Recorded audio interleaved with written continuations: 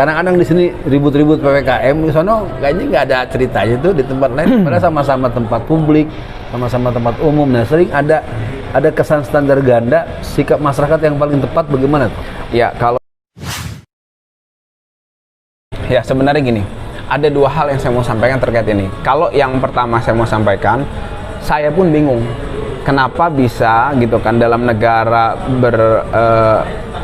Pancasila yang katanya demokratis gitu kan, tapi kebebasan untuk berorganisasi, menyatakan pendapat itu kadang-kadang dipermasalahkan. Masa ini kan FPI ini kan organisasi gitu kan. Nah, apapun dasarnya dari beberapa poin yang saya sebenarnya waktu itu sempat mengeksplor, tapi karena saya anggap itu dari pandangan saya ya itu adalah kotoran peradaban, makanya saya enggan untuk mengingat-ingat lagi gitu kan. Tapi kalau boleh saya semukakan, itu beberapa poin yang saya sampaikan itu adalah kalau masalahnya pelanggaran hukum ya, misalnya ada oknum dari pihak ormas atau organisasi itu yang melakukan pelanggaran hukum, itu kan nggak bisa digeneralisir itu pelanggaran hukum ormasnya gitu kan. Harus ada pembuktian, harus ada putusan pengadilan, harus ada sesuatu yang memang konstruktif dari segi hukum bahwa yang bersangkutan ini memang terkait dengan organisasi itu, organisasi ini terlibat, kan itu yang pertama. Dan itu pengetahuan saya tidak pernah ada, mereka hanya mendeklar gitu kan. Mereka itu maksudnya yang mengeluarkan surat SKB itu kan hanya mendeklar, tapi keputusannya itu ya tidak pernah ada keputusan bahwa FPI itu melakukan tindakan kriminal secara organisasi gitu kan. Sepengetahuan saya nih, koreksi kalau saya salah. Kemudian yang kedua terkait dengan masalah bahwa FPI ini prosedur organisasi tidak ditempuh gitu kan. Lah lagi-lagi kan masalah SKT apa segala macam itu kan sudah dikemukakan. Kalaupun organisasi tidak punya SKT, itu kan tetap dilindungin gitu kan. Ada putusan Mahkamah Konstitusi nomor 82. SKT itu apa kepanjangan? Surat keterangan terdaftar. Keterangan terdaftar. Jadi mekanismenya, SKT. jadi mekanisme ormas itu ada 3 pilihan. Yang pertama, mereka mendaftar ke Kumham sebagai ormas gitu kan. Nah, kemudian dapat SK nanti. Nah, dia itu berarti SK Kumhamnya punya. Contohnya apa? HTI dulu. Dia punya SK Kumhamnya. Setahu saya itu ya, informasi yang saya dapat. Nah, kemudian yang kedua, dia nggak punya, dia bikin akte organisasi aja, kemudian dia tidak mendaftar ke Kumham, tapi dia daftar ke Kemendagri, namanya SKT. Nah, itu juga metode kedua. Yang kedua, dia bikin akte aja atau bikin perkumpulan aja, nggak daftar ke Kemendagri, nggak daftar ke Kumham, itu boleh juga, sama gitu kan. Dan itu diatur di putusan Mahkamah Konstitusi nomor 82. Jadi apa sih bedanya? Bedanya yang pertama, yang kedua tadi terdaftar oleh pemerintah, kalau ada fasilitas dari pemerintah mereka dapat, yang ketiga nggak dapat, itu aja bedanya. Jadi kalau dari sisi administrasi, FPI ini dibubarkan kenapa? Kalau nggak punya SKT emang kenapa? Di luaran banyak tuh organisasi klub-klub mobil nggak punya SKT, nggak punya Kumham, nggak apa-apa kok, bisa bagi-bagi sembako, bisa apa segala macam, kan untuk kebaikan nggak apa-apa kan? Kecuali mereka ada dasar hukumnya juga yang ya tadi saya bilang, kecuali mereka berkomplot untuk ngerampok, untuk ngegarong dealer mobil misalnya, itu baru kan kalau organisasinya ya bisa ditindak kan begitu kan. Nah, kan ada undang-undang ormas juga gitu kan. Tadi saya jelaskan lagi. Jadi secara administrasi itu tidak ada celahnya sebenarnya, dan secara hukum tidak ada putusan gitu loh. Makanya saya mau sambungkan nih. Makanya ketika kemarin kasus Habib Rizik itu dituntutan, setahu saya itu ada dibahas tuh soal FPI-nya. Begitu juga yang sekarang nih, kasus Pak Munarman ini yang dikaitkan dituduh teroris itu, ada isi di bawah-bawah FPI itu. Mereka mencoba memutuskan bahwa FPI ini melanggar hukum gitu kan, tapi membuktikannya atau menjustifikasinya nanti gitu loh. Sekarang ini lagi coba dijustifikasi. Makanya alhamdulillah kemarin waktu kasus Habib Rizik nggak ada yang diputuskan soal FPI itu.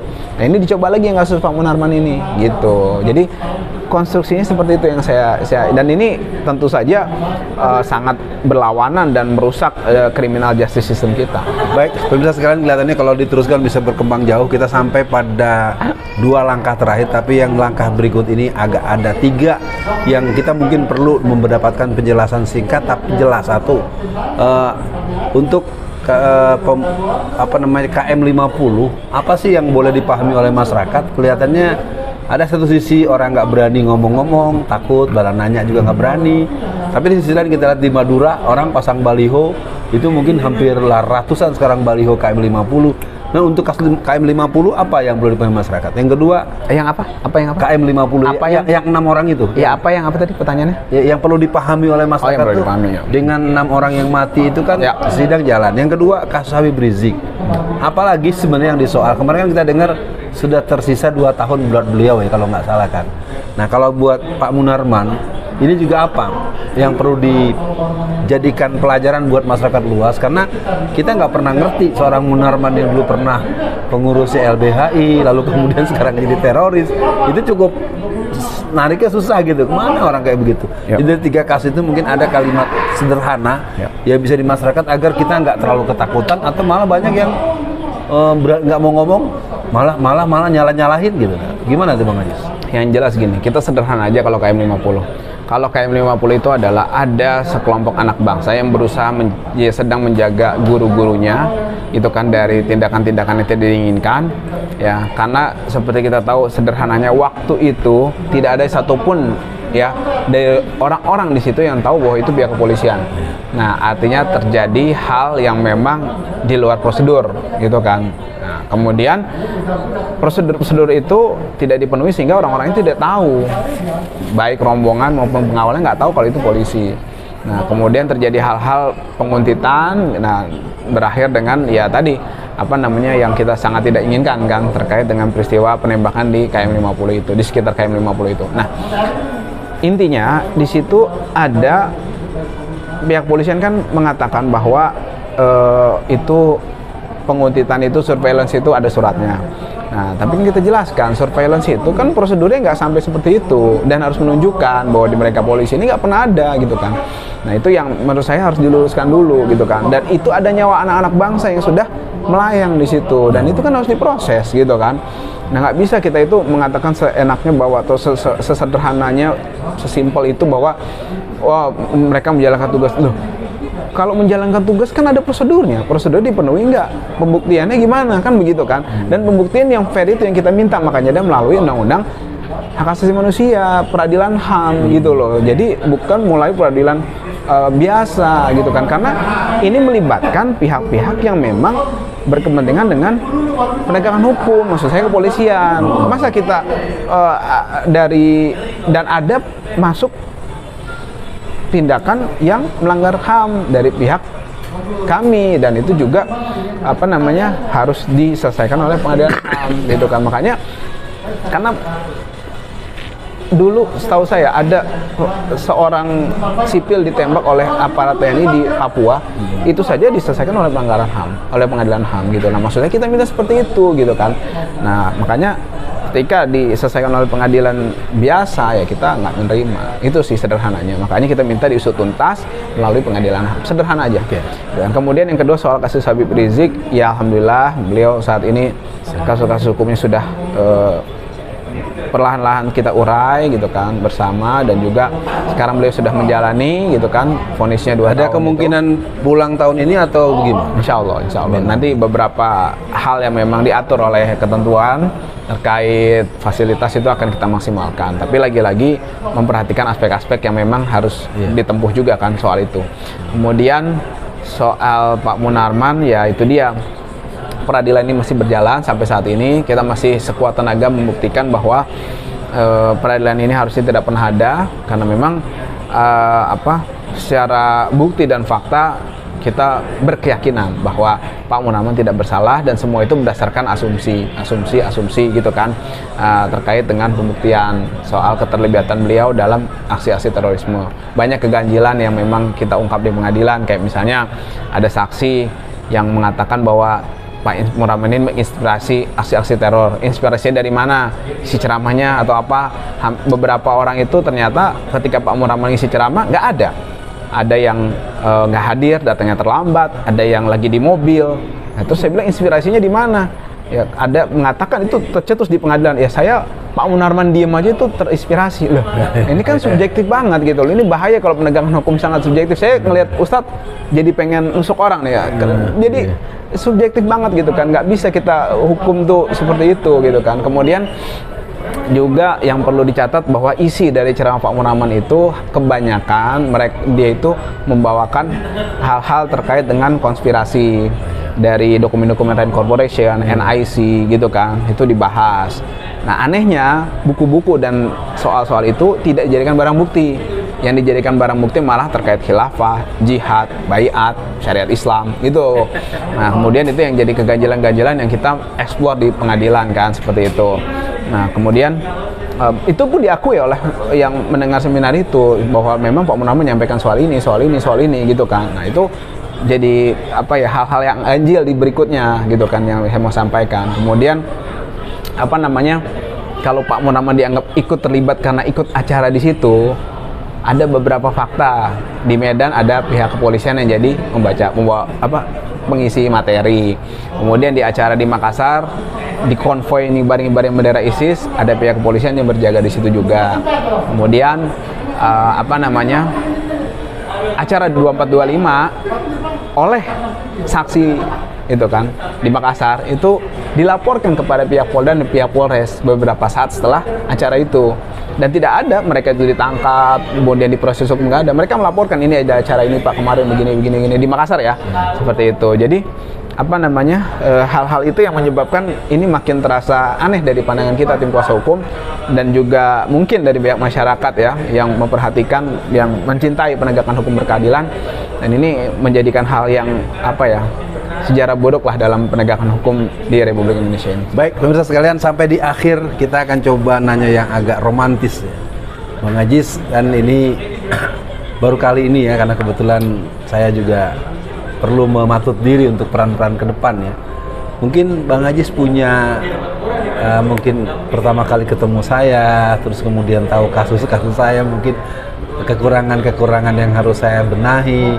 Paling tidak kepada seorang Alfian Tanjung yang lebih atau cukup populer dengan nama Ustadz Alfian Tanjung atau Uwat, apa nih kira-kira masukan, nasihat, mungkin usulan, bagaimananya lah gitu supaya bisa manjang ini peran-peran dakwah ke depan dan kita tetap istiqomah, kita di khitoh fi sabilillah, kita tidak bergeser. Mungkin bahasa ringkesnya terhadap Ustadz Alfian Tanjung, apa nih kira-kira ya masukannya lah, nasihatnya juga boleh, nggak apa-apa sebagai adik gitu, gimana? Ya, pertanyaan Ustadz ini sebenarnya kalau secara manusiawi gampang, karena kita itu paling gampang mengoreksi orang, paling gampang memperhatikan orang, dan berkomentar tentang orang itu paling gampang. Kita baru bangun tidur bisa komentar soal orang gitu kan, dan justru saya sedang berusaha semaksimal mungkin untuk menghindari hal itu. Jadi saya coba diam dulu tadi, mencoba mengasah lagi naluri manusiawinya untuk mengkoreksi orang itu tadi. Jadi saya sebenarnya kalau soal Ustadz Alfian Tanjung ini, saya kalau boleh jujur, meskipun Ustadz nggak ada di sini, jawaban saya sama. Saya salut sama Ustadz Alfian dengan keberaniannya, dengan keistiqomahannya, dengan sikohnya, juga dengan kebaikan hatinya gitu kan. Saya sangat salut dan juga angkat topi, dan merupakan salah satu ustadz yang jadi referensi saya lah dalam berislam lah, seperti itu. Dan saya sangat beruntung bisa kenal sama Ustadz Alfian Tanjung, meskipun dengan cara yang kurang pas lah gitu kan, harusnya kan dengan cara yang kurang elok lah gitu kan, terkait kasus hukum gitu kan. Tapi takdir seperti itu ya harus saya terima dan saya buat se-enjoy mungkin. Nah, dan apa sih yang bisa di nasihati? Wah, kalau itu seperti ngajarin ikan berenang kayaknya gitu.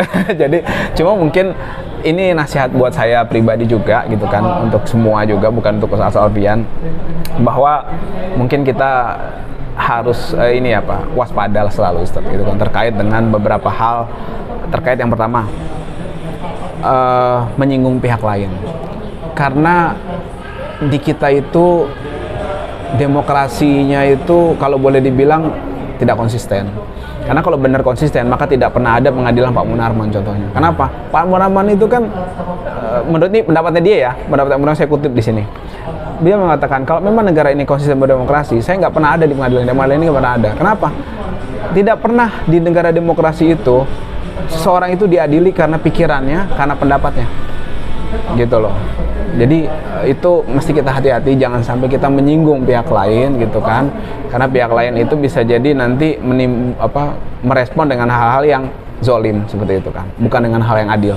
Kemudian yang kedua, berita-berita yang masih belum kita yakini kebenarannya, itu mungkin apalagi yang terkait pribadi orang gitu kan, itu mungkin kita lebih saring lagi supaya ya saya pribadi juga menjaga itu semua, supaya kita tidak terjebak dari hal-hal yang nggak penting seperti itu kan, terkait dengan remeh-temeh atau mencoba kita itu dikriminalisasi gitu kan. Nah yang ketiga adalah jauhi kekerasan. Boleh orang itu melakukan kekerasan pada kita, bukan boleh, maksudnya biarkan orang itu melakukan kekerasan, tapi kita jangan, mari kita bertindak sesuai dengan konstitusi, dan juga memang karena kita nggak memiliki kuasa untuk itu. Itu kita sadar diri bahwa kita bukan penguasa, kita bukan pemegang kekuasaan, dan kita nggak bisa untuk melakukan hal-hal yang memang di luar kuasa kita. Seperti itu. Baik, pemirsa sekalian, kita sudah banyak mendapatkan hal pertama dari biografi Bang Aziz Yanwar. Pasti banyak yang belum kita buka karena beliau juga punya pergaulan yang luas dan terus bergerak. Yang kedua, kita tidak sempat juga memahami hal-hal yang dibalik berita terhadap beberapa kasus-kasus yang ada. Mungkin kita doakan semoga umat Islam secara nasional juga tetap bergerak, karena kita dengar di berbagai belahan dunia banyak kezaliman yang dialami umat Islam seperti di India, di Cina, dan di mana-mana. Dan terakhir, saya Alfian Tanjung juga merasa bersyukur bisa berjumpa dengan seorang adik, seorang pengacara yang punya masa depan cemerlang, yaitu Bang Aziz Yanwar. Terima kasih Bang Aziz sama Ustaz kali ini, dan juga buat Bung kameramen yang menemani. Sekian, Assalamualaikum warahmatullahi wabarakatuh. Assalamualaikum.